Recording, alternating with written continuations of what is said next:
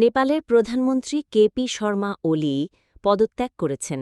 দেশে সামাজিক যোগাযোগ মাধ্যম বন্ধ ও দুর্নীতির প্রতিবাদে বিক্ষোভ চলাকালীন ১৯ জন নিহত হওয়ার পর মঙ্গলবার ৯ সেপ্টেম্বর দুপুরে তিনি পদত্যাগের সিদ্ধান্ত নেন। নেপালের প্রধানমন্ত্রী কেপি শর্মা ওলি পদত্যাগ করেছেন বলে তার সচিবালয় এক বিবৃতিতে নিশ্চিত করেছে। বিবৃতিতে জানিয়েছেন, চলমান সংকটের সংবিধানসম্মত সমাধানের পথ সুগম করার জন্য তিনি পদত্যাগ করেছেন। এর আগে মঙ্গলবার ভোর থেকে রাজধানী কাঠমান্ডু সহ সারা নেপালে বিক্ষোভ অব্যাহত ছিল। এই সময় উত্তেজিত জনতা একাধিক প্রভাবশালী নেতার বাসভবনে হামলা ও ভাঙচুর চালায়। আক্রমণের শিকার হয় ওলি ও সাবেক প্রধানমন্ত্রী শের বাহাদুর দেউবার বাসভবনও। রাজনৈতিক দলগুলোর কার্যালয়েও লক্ষ্যবস্তুতে পরিণত হয়।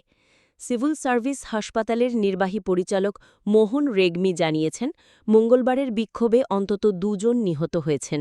হাসপাতালে চিকিৎসাধীন আছেন আরও ৯০ জন।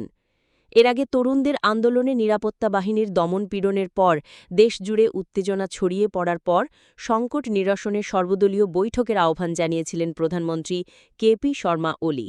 পদত্যাগের আগে প্রকাশিত এক বিবৃতিতে ওলি জানান, বৈঠকটি সন্ধ্যা ৬টায় অনুষ্ঠিত হবে, তবে কোথায় বৈঠক বসবে তা উল্লেখ করা হয়নি। তিনি বলেছিলেন, এই সংকটের সমাধান একমাত্র আলোচনার মাধ্যমেই সম্ভব। তিনি আরও বলেন, রাজধানীসহ সারা দেশে সোমবারের বিক্ষোভ ও পরবর্তী ঘটনাগুলো আমাকে দুঃখিত করেছে। কোনো ধরনের সহিংসতা দেশের স্বার্থে ভালো নয়। শান্তিপূর্ণ ও আলোচনাভিত্তিক সমাধানই এখন প্রয়োজন।